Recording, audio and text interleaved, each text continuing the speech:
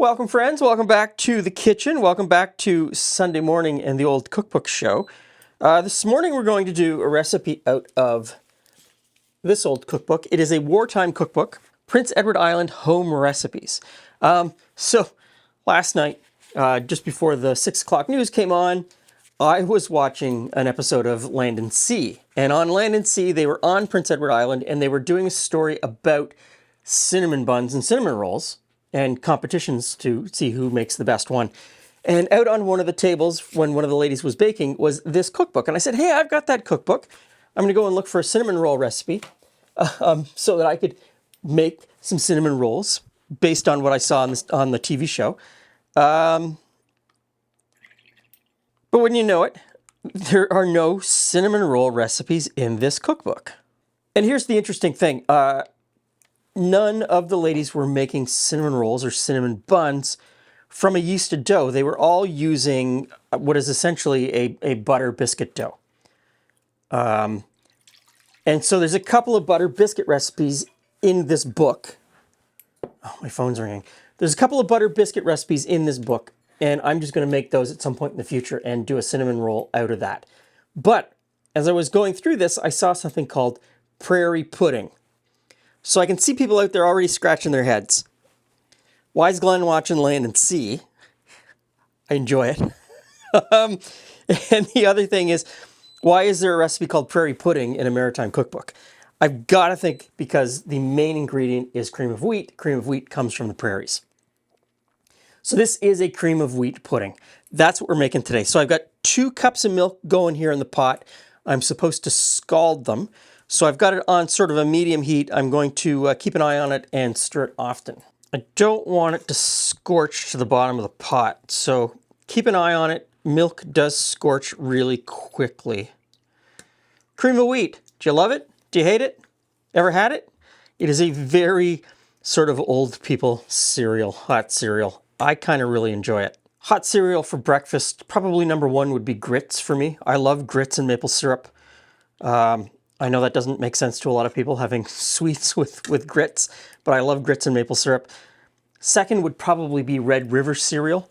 Don't see a lot of Red River cereal anymore. It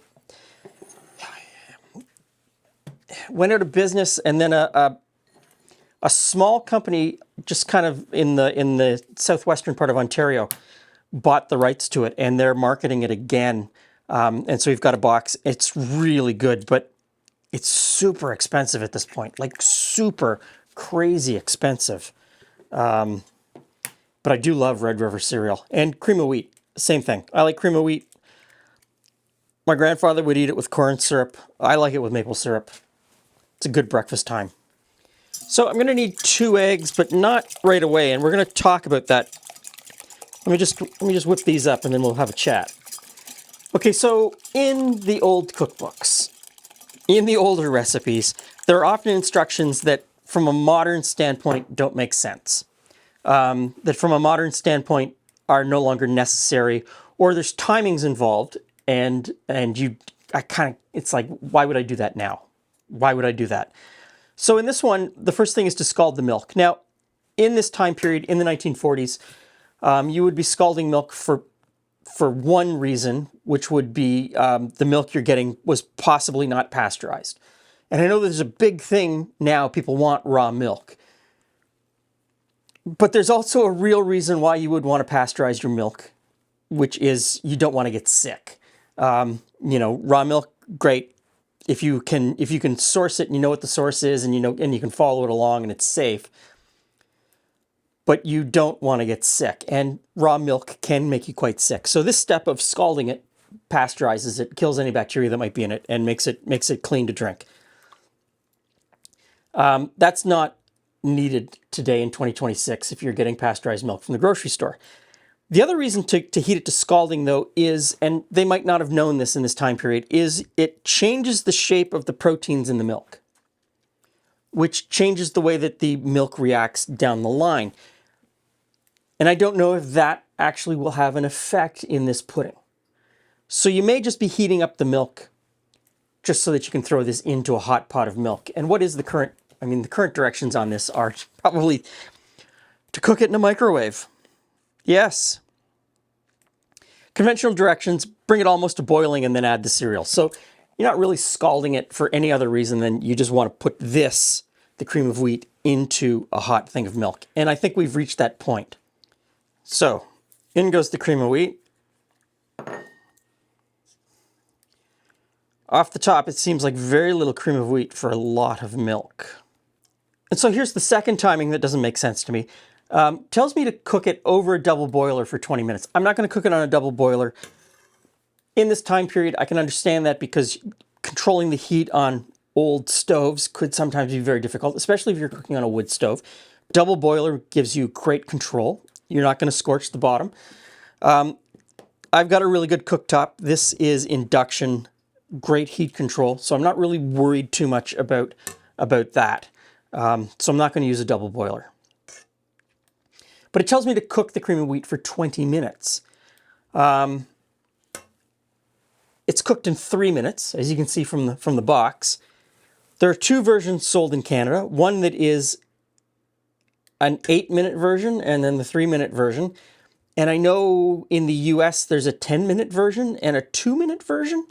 So, you know, was there a 20-minute version in 1945 that was sold? I haven't been able to find any evidence of that. I don't know what the 20 minutes of cooking is really going to accomplish.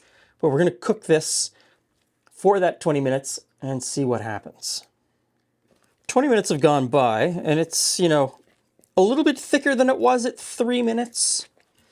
So we're going to add now butter, cinnamon, ginger, and salt.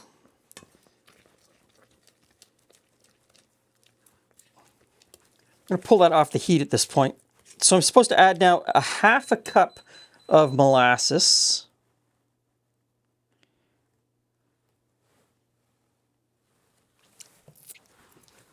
We'll get that stirred in.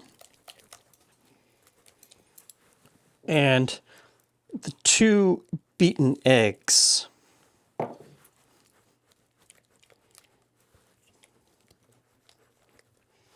Now I'm supposed to pour this into a buttered pudding dish. So I've got a baking dish that I have buttered. We'll pour this in.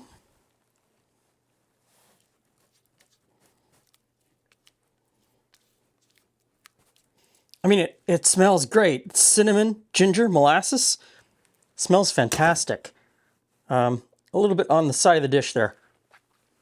Clean that up. Tastes really good too. Okay, now I'm supposed to pour a cup of cold milk over top before putting it in the oven. And because of the consistency, the milk is, you know, going right into it, so it's not staying on top. I'm going to say that's about a cup into the oven. So a moderate oven for an hour to an hour and a half.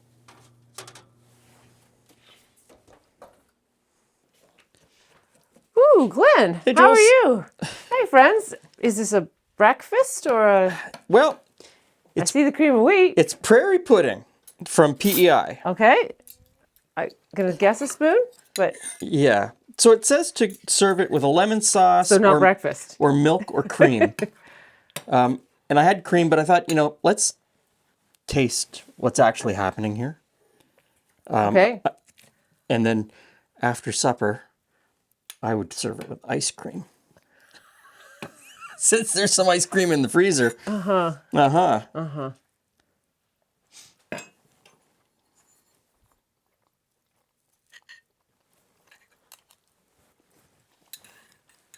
That's got a pudding. It's got like a custardy kind of rice pudding kind of texture. Is there what are your spices? So it's essentially like a gingerbread spicing. Mm-hmm. You know, molasses, cinnamon, ginger. There's something that needs a little less of, though. I'm not sure what it is yet. But... It's a little bit weird to me because I'm getting gingerbread, but the texture is not gingerbread. Right? Mm-hmm. And I could see serving this hot with the pouring some heavy cream over top of it, it would be amazing. Yeah. Or ice cream. Yep. So It's kind of that neutral thing, It's like, yeah, it's okay. Would I make it again? I don't think so. Because there is something missing. I don't know what it is missing. The cream. Cream, I would probably be really good with some kind of strawberry flavored thing, maybe. I don't know what that means. Dollop of jam. Okay.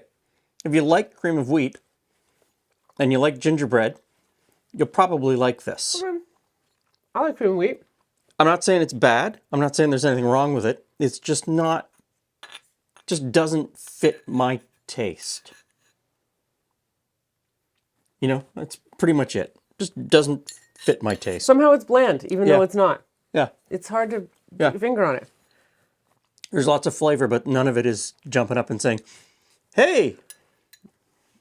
Oddly, I can imagine someone serving you a perfectly cut square of it with like 3 raspberries, some cream, and a mint leaf, and like really sprucing it up. Yeah. Yeah. Okay. There you go. Prairie Pudding. Thanks for stopping by. See you again soon.